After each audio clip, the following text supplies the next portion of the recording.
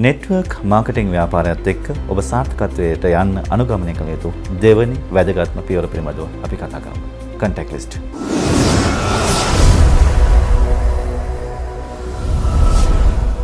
දැන් ඔබ හොඳ නෙට්වර්ක් මාකටිං ආයතනයක් තෝරාගෙන වැඩ කරන්න කලින් ඔබේ ඩ්‍රීම් එක අඳුරගෙන ඉන්න. ඒ වගේම ඔබ ඒ වෙනුවෙන් කැප වෙන්නත් ලෑස්ති. එහෙමනම් ඔබ කරන්න තියෙන්නේ ඔබේ contact list එක හදන එක. නෙට්වර්ක් මාකටිං ව්‍යාපාරයේ බේස් එක විදිහට තමයි පදනම විදිහට තමයි මේ contact list එකේම නැත්තම් නම් ලැයිස්තුව හදන්නේ. contact list එක කියන්නේ නම් ලැයිස්තුවක්. ඇයි අපිට නම් ලැයිස්තුව? මේ ව්‍යාපාරයේ ඔබ වැඩ කරන්නේ කණ්ඩායමක් එක්ක මිනිස්සුත් එක්ක. එහෙනම් ඒ මිනිස්සු ටික අඳුර ගන්න නම් ලැයිස්තුව තමයි contact list එක කියලා කියන්නේ. ඒ වගේම කියනවා මේ ශේෂ්ත්‍රයේ කෙනෙක් ළඟ නම් ලැයිස්තුවක් නැත්නම් ඔහුට ව්‍යාපාරයක් නැහැ කියලා. එහෙනම් මේ ව්‍යාපාරයේ මූලිකම දේ තමයි ඔබ නම් ලැයිස්තුවක් පිළියෙල කරන එක.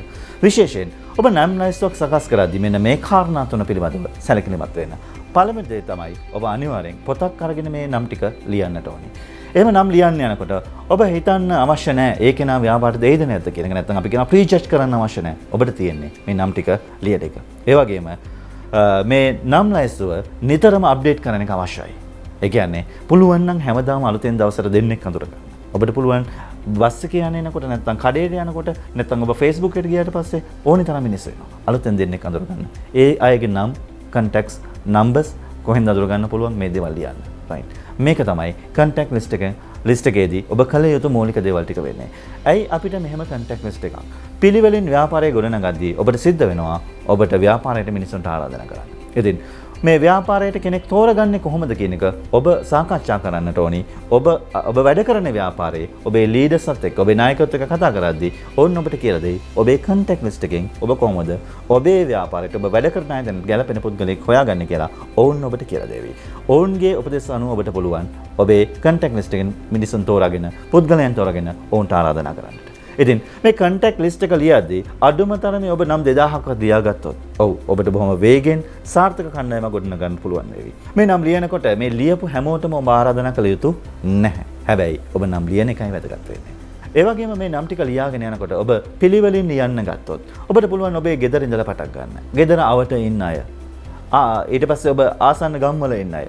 එහෙම නැත්නම් ඊට පස්සේ ඔබේ පළමු වසර යාළුවෝ නැත්නම් පෙර පාසල් යාළුවෝ පළමු වසර යාළුවෝ ඊට පස්සේ ශිෂ්‍යත්වය කරන්න හිටපු යාළුවෝ O level A level කරපු යාළුවෝ මේ විදිහට පිළිවෙලින් කණ්ඩායම් වශයෙන් ඔබ ලියාගෙන ගියොත් ඔබට කිසිම කෙනෙක් අමතක වෙන්නේ නැතුව ලියා ගන්න පුළුවන් වෙනවා. දැන් මේ contact list එක ලියාගෙන යනකොට ඔබට දැනෙයි සමහර අයට අවුරුදු ගානකින් කතා කරලා නැහැ. නැත්නම් කාලෙකින් හම්බ වෙලා නැහැ. අන්න ඔබ ඊළඟ වැඩේ පටන් ගන්න වෙනවා. ඒ තමයි prospecting නැත්නම් අපි කියන මේ ග්‍රාහකකරණය. ප්‍රොස්පෙක්ටිං කියලා කියන්නේ ලොකු ක්‍රියාවලියක්. අද අපි කෙටියෙන් කතා කරමු. ඉතින් මෙතනදී ඔබට සිද්ධ වෙන අලුත් පුද්ගලයන් අඳුර ගන්න. ඒ වගේම ඔබේ පරණ සම්බන්ධකම් කාලෙකින් කෝල් කළවත් නැති අයට අලුතෙන් කතා කරන්න සිද්ධ වෙනවා. ඒ සම්බන්ධකම් තහවුරු කර ගැනීම සහ ඔබේ ව්‍යාපාරයට ගත හැකි මට්ටමට සම්බන්ධතාවය ගොඩනගා ගන්න විශ්වාසය ගොඩනැගීම තමයි මේකෙදී ඔබ කළ යුතු වෙන්නේ. ඉතින් මේ සඳහා ඔබ පුරුද්දක් ඇති කරගන්න හැමදාම දවසකට අඩුම තරමේ දෙන්නෙක් අඳුර ගන්න. නැත්නම් පරණ අය කීප දෙනෙකුට හැමදාම කෝල් කරන්න. මෙහෙම කාලයක් යනකොට ඔබේ පොතට ඔබේ contact list එකට නම් ගොඩක් එකතු වෙලා තියෙවි.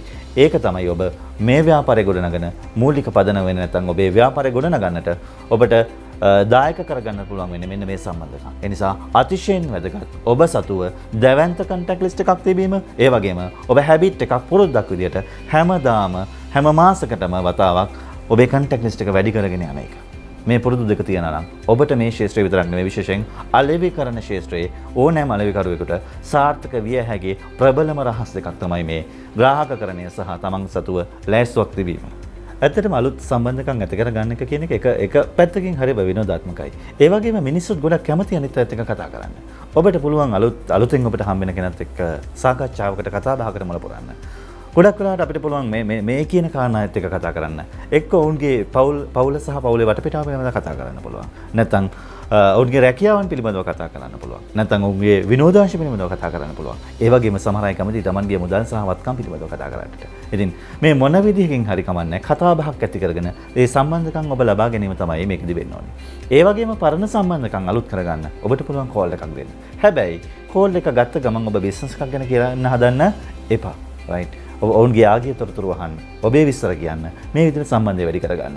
ආයෙත් සතියකට සැරයක් නැත්නම් දවස් 3-4 වතාවක් කෝල් එකක් දෙන්න. මේ විදිහට කාලයක් මාස 2ක් 3ක් කරලා ඔබට පුළුවන් හොඳ සම්බන්ධයක් ගොඩනගා ගන්න. ඔබට ව්‍යාපාරයට ආරාධනා කරන්න පුළුවන් තත්වයට ඒ සම්බන්ධකම වැඩි දියුණු කරගන්න.